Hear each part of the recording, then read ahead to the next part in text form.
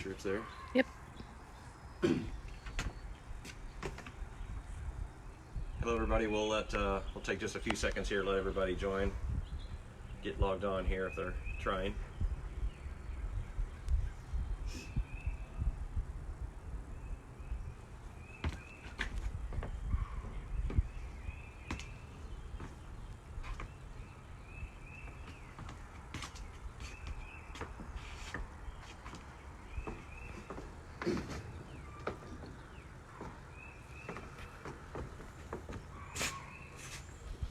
Okay, we ready?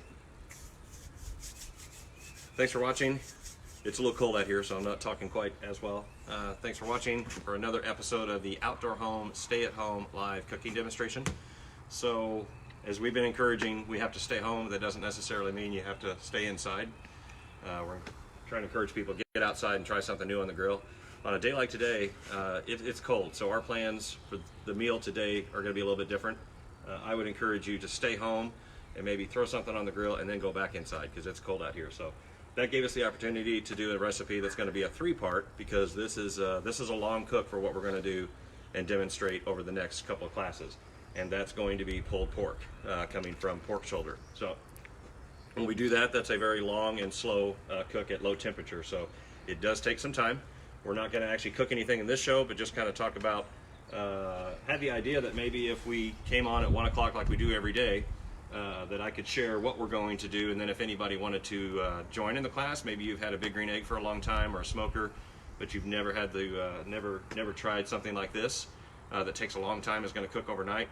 So I thought this might be an opportunity. You've got time, you've got 4 hours. So what we'll do is we'll explain some things here, and then we'll go off, and then we'll come back at 5 o'clock, and we'll go live at 5 o'clock, and at that time we'll light the egg, we'll get the pork on, and it will cook overnight, and we will actually have the finished product at 1 o'clock tomorrow, which is one of the most amazing things about this product, is with one load of charcoal, we'll be able to have it cruise at 250 degrees overnight tomorrow or tonight while we sleep, while we're staying inside when it's warm, and we'll show you everything you need to know to do that and everything you need in order to do that. So if you see any of the supplies, the store is open today. You can still do curbside pickup if you needed any of these essential supplies. So we'll just kind of walk through what I have here. Obviously I have a pork shoulder. In this case you can get these in all different sizes, but I've got one that's 8.5 pounds. So that's the goal at 5 o'clock. If we light the egg at 5 o'clock, this should be ready pretty close to 1 o'clock tomorrow, which is our target time. I've got my smoking woods, which we've talked about this, the bourbon infused smoker bricks and the oak. So these are actually parts of the whiskey barrel. I like oak and hickory both. You can do whatever flavor wood you like, but I've got my wood that's ready to go. Beans, I'm gonna make beans. I'm not honestly gonna share that recipe, but we'll show you how I actually prepare those. Whatever rub your favorite rub is. My favorite for a pork shoulder and ribs both is Dizzy Pig Red Eye Express. This is a coffee infused rub. Just does an amazing job on anything that you're cooking for a long time, and it just you're wanting to get that bark on the outside of the pork shoulder, and this does an amazing job. I've got my pans both for my beans, and I think we may do another side that we'll determine between now and then. Maybe some au gratin potatoes or mac and cheese or something. We'll figure that out. The good news is with this, I've got until tomorrow at 1 o'clock to come up with the rest of the sides. Drip pans, and then pink butcher paper. So at some point in time, probably tomorrow morning, I will come out and take the pork shoulder off, and I'm going to wrap it in pink butcher paper. What that does is protects the bark so that it doesn't continue to cook on the outside. I think that is everything we need to cover. Charcoal, you got to make sure you have that. So what I'll do is actually show you how I prepare the egg for this long of a cook, in terms of, because we're smoking here. This is the first time. Everything's been bake and grill so far, but this will be the first time we're going to smoke. It takes a long time, but it has great results. So this is in the condition from the last time we were here. I'll remove this.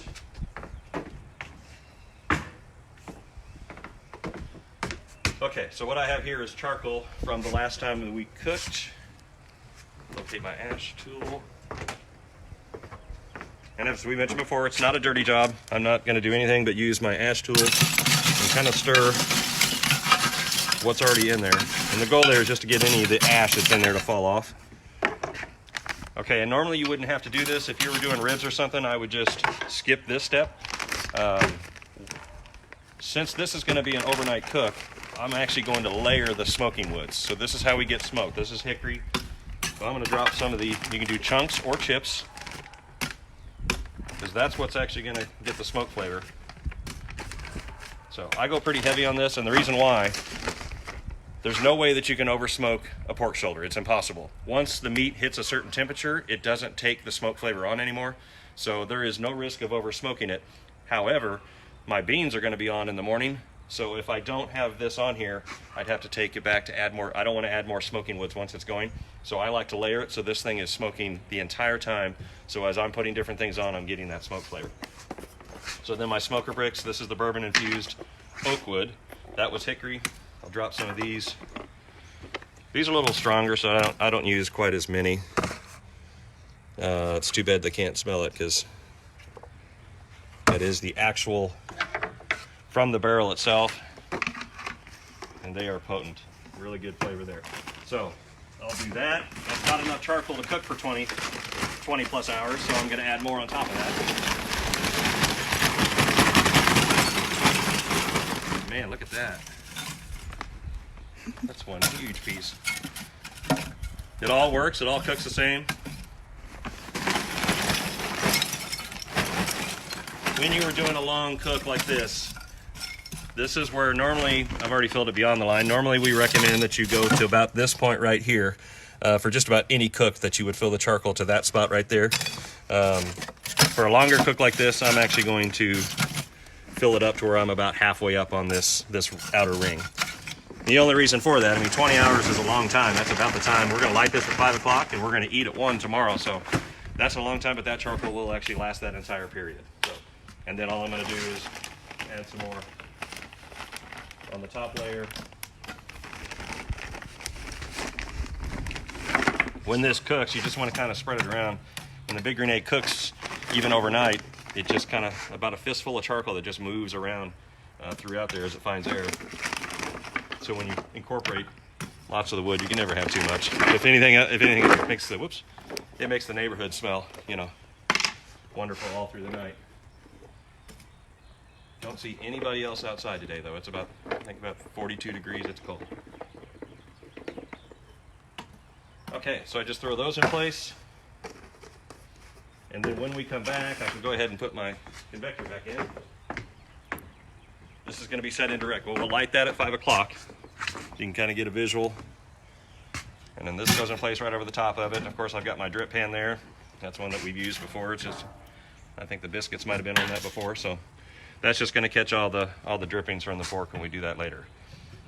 If you have any questions, you can put them in the comments. I'll keep an eye on this between now and 5 o'clock. So if you're thinking about maybe you want to do this as well and light your egg, I can certainly answer any questions that you would have between now and then. And then our plan is we'll come back at 5 o'clock and get started and get all this stuff cooking. And then we'll sign off for there. So thanks for watching, and we'll see everybody at 5 o'clock. Bye. Hello, everybody. Thanks for tuning in on a Saturday evening now. Some of you may have been at 1 o'clock and saw the first part. We'll let everybody get logged on here for just a minute while I get ready to get started.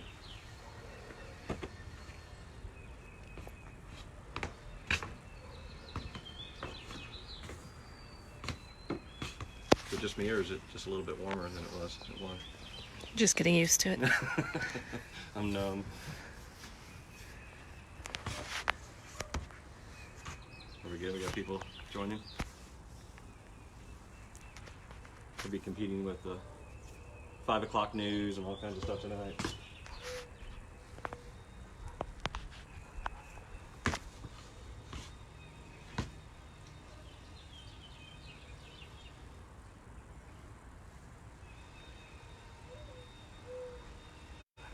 Okay, we'll go ahead and get started. Thanks for tuning back in. Again, this is not our normal 1 o'clock time. We do this every day at 1 o'clock. We were on earlier at 1 o'clock, but we came back on at 5. And the whole reason for doing that is tomorrow's 1 o'clock meal is going to be the end result of what we have here, which is a 8.5 pound pork shoulder. So if we would have put this on at 1 o'clock, that would have been about 24 hours, and we would have actually had this for breakfast. So it's about 2 hours per pound is what I normally figure on a pork shoulder. with a little bit of room to, a little bit of wiggle room there. So we'll get started. We're going to start by showing how we light the egg. We earlier, if you missed it, you can go back at the 1 o'clock video and you can see exactly how we set it up with all of our wood chips and everything that are inside. Move that out of the way. And I did not bring a lighter. I'll be right back.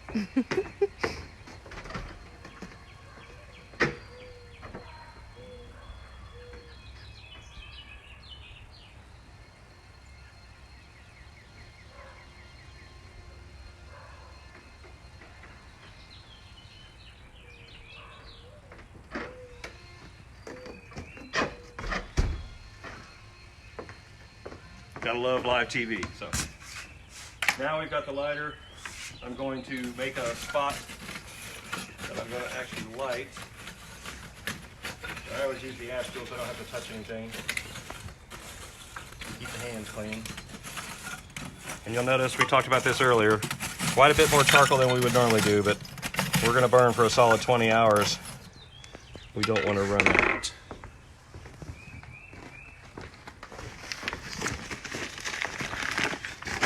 Use whatever source you want, either a fire starter stick. I like to use the stump chunks, which is ground up stumps of a tree, and the roots, which burns real hot and a little bit slower, so it works great to light fire pits as well as charcoal grills.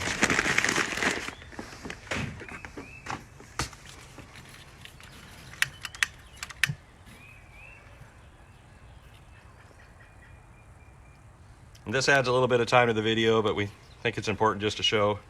For those that are maybe new to the Big Green Egg, maybe you just got one, let's learn some tricks on how easy it is to get it up and maintain and control temperature.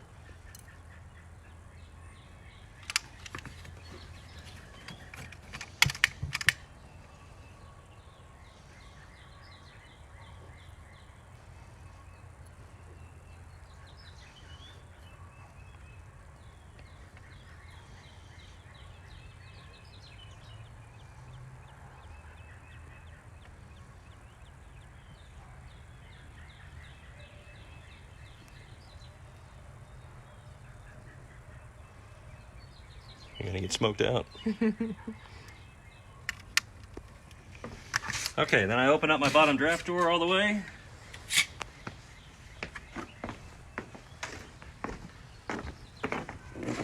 So if you're using a fire starter stick, just as soon as you get the fire starter stick going, at that point in time, I would recommend that you shut the lid on the Big Green Egg and open up the draft door all the way open. With the Stump Chunks product, you can tell it takes a little bit longer to light, so I prefer to make sure that it's going just a couple minutes. Otherwise, if you shut it down too fast with the Stump Chunks, it can actually smolder and go out, and you'll know it because it'll smoke like crazy. So once I start getting a little flame, I'm going to push some of the charcoal over the top.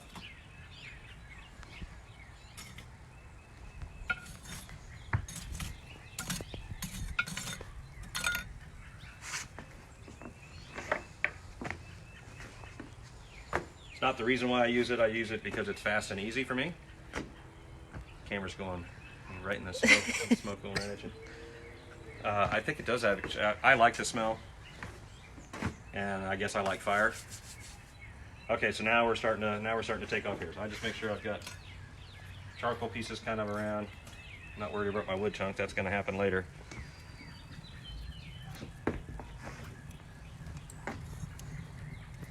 Stuff works pretty good. But whatever method, some of you may have the loop lighter or the egg niter, electric lighters. There's all kinds of different ways you can light the egg. All right, once I've got that going, keep everything out. I'm not going to put my grates and stuff in. Open that wide open. We had a risk. It was drizzle a little bit earlier, but I don't think we're going to need the rain cap. I think we're done. It's just going to be cold. So while that's warming up, we'll get our pork shoulder ready. We're going to cook two things tonight. The pork shoulder is going to go on, and then we also have the beans. So I'm going to show you what I do on the pork shoulder. I'm not going to reveal my baked bean recipe, but only the golden retriever knows that, and she's inside, so she's not talking. It starts, you saw the ingredients, it starts with Bush's beans, and then I have about 10 ingredients that I put in there, but you could probably figure it out. I will tell you Zoom that. in. I will tell you. Yeah, maybe you can figure out from looking at the beans. It is modeled after my favorite baked beans on the planet Earth in Kansas City, Fiorella's Jack Stack Barbecue. If you've ever been there, if you have, you know they have, in my opinion, the best beans on the planet Earth. They actually, you can Google it. They actually did a video one time of how to make those beans right from the kitchen. So you can kind of get that, and then I took that and I incorporated a few of my own ingredients to make it mine, so that they're not Jack Stack beans, they're Kenny beans. Again, we're doing the live outdoor home, stay-at-home live cooking demonstration series, live from our backyard. I want to point out here, for new egg owners, right now, that would be pretty amazing if we were already at 500 degrees, but we're not. That is if you've got a fire starter stick, or in this case, the stump chunks, that's the flames that are coming up and hitting the back of this, so we're not at 500. This would not be the time to think that we're ready to go. Okay, we'll get started. If there's anybody, we did this at 1 o'clock and had all the ingredients and stuff, so if anybody is joining in and doing this at the same time, it'd be really cool. If you want, post pictures of your pork shoulder and maybe your progress as you're doing it. But we'll get started here by rubbing the pork shoulder. I like to use gloves just so when I'm done. I use olive oil, just want to get some moisture to give the rub something to stick to. I know a lot of people use mustard. That's probably the preferred. I would imagine that a lot of my favorite barbecue is rubbed with mustard. Honestly, that is one ingredient I do not like. I know I'm not going to taste it in the end product, but the act of me doing something like this and getting my hands, even with gloves on, in mustard is not something I would enjoy, so I use olive oil. You just mainly want to give it something to bind to on the rub. As we mentioned earlier, going to be using Dizzy Pig's Red Eye Express. This is a coffee infused rub that just goes amazing on pork shoulder, ribs, anything that you cook for a long time. And there's really no magic to the rub other than this is not something like you would do a steak where you just put a little salt and pepper. When you're doing a rub, you actually want to pat it in, make sure you're getting it all the crevices and stuff, and don't be afraid to pile it on. This is going to be your bark on the pork shoulder, so you do not want to go light. Get the sides. I'm not trying to sell more rubs, but you'd be lucky to get, when I do a pork shoulder, I probably get maybe 2 of them out of one of these. I mean, you pile it on. Ribs, you could go maybe a little bit lighter, but you're going to want that bark on the shoulder, so this jar will be half gone by the time we get done.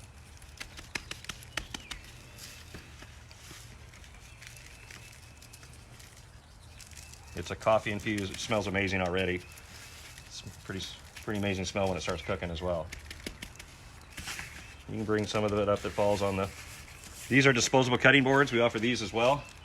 I like these enough. I ended up buying a 30-pack. You can buy them individually at Outdoor Home, or you can buy a 30-pack. The sides fold up, and then when you're done, you just throw it away. So it works great for prepping stuff like this, or when you're pulling a slab of ribs off and you're outside and you don't want to dirty a dish or a pan. Always get the fat side here too.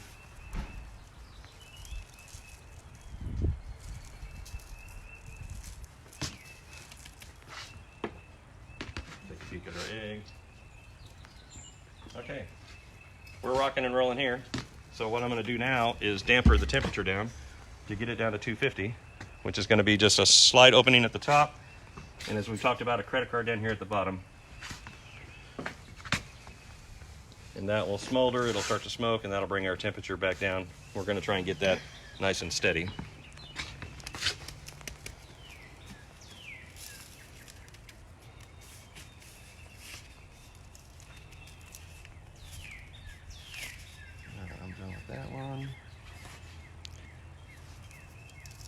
I'm just looking for any spots that I see.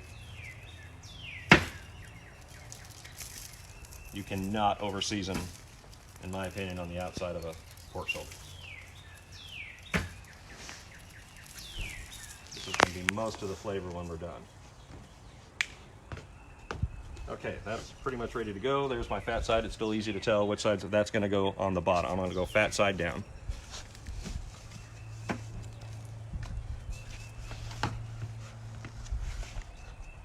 Okay. We'll take this off for now.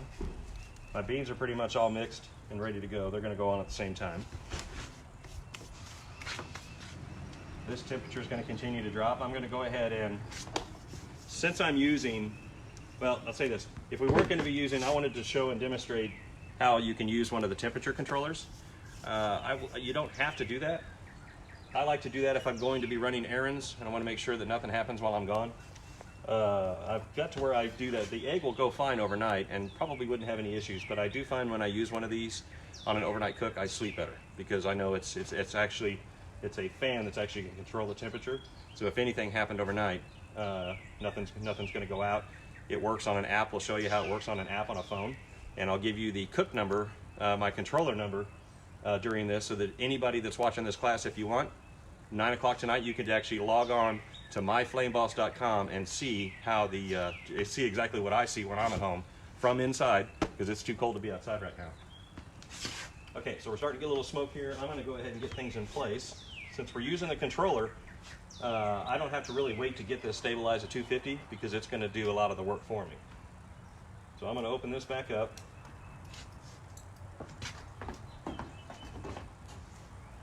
We've got our setup here. This is the expander. If you don't have this already, new from Bigger Egg. Number one, it holds that convector. I've got that convector. You can see I've got the drip pan in there, but it also has the second shelf. This slides back, catches so it doesn't. My beans are going to go on top, and we're going to put the shoulder on the middle there. So what I'm going to do first is get my Flame Boss going. So this is a product called Flame Boss. Been around for quite some time. I've had this one a long time. It actually controls the temperature on the egg for you by using a variable speed fan. So I'm going to put this on the actual grate. That's going to measure the temperature there at the grate. I'm going to try and keep my cords out of the way.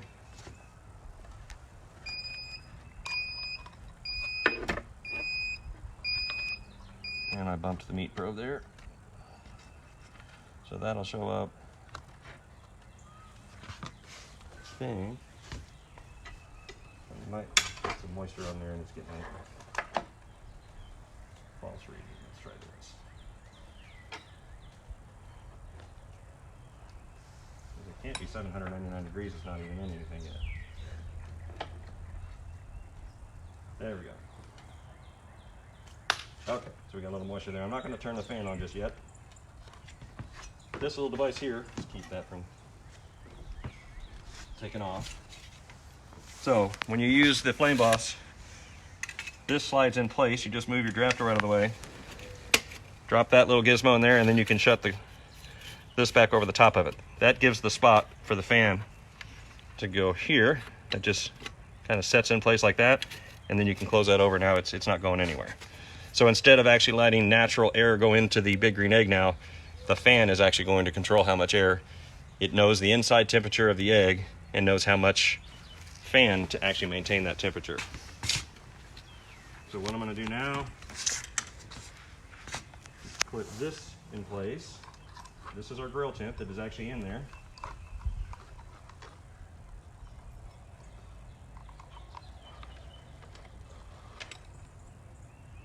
Okay, so on my reading here, and this is what you're going to see on the iPhone app that I'll show you what it looks like, and you can actually do the same thing.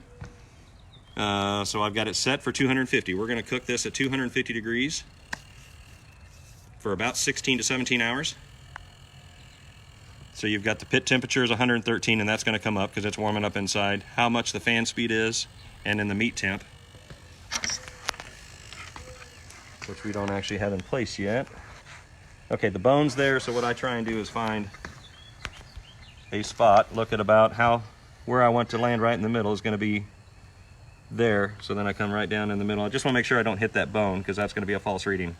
That should be about the center of the roast.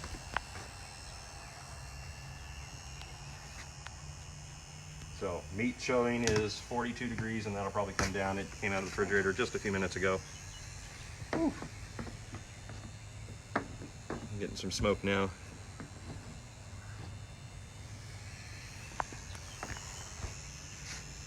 So when you see this is the one time that it's normal. When you see this, if you don't use a controller and you see this action happen, that means it's time to replace your gasket on a big grenade, which is super easy to do. You're always going to see this, and it's just because of my wires here are actually causing it to where it doesn't quite seal all the way.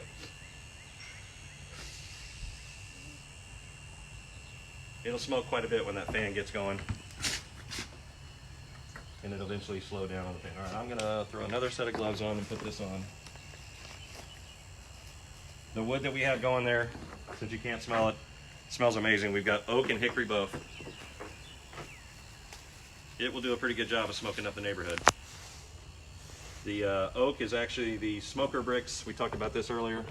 So it's actually infused with whiskey. They use those little chunks of wood to actually flavor their whiskey in Cleveland, Ohio. But the byproduct of that is just an amazing wood product that you can use to smoke.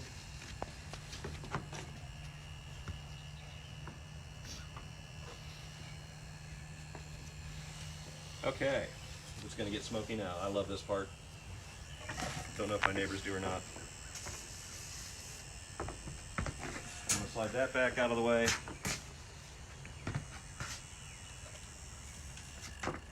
Put that in place, right in the middle. And then we've got our beans that are going to go on top.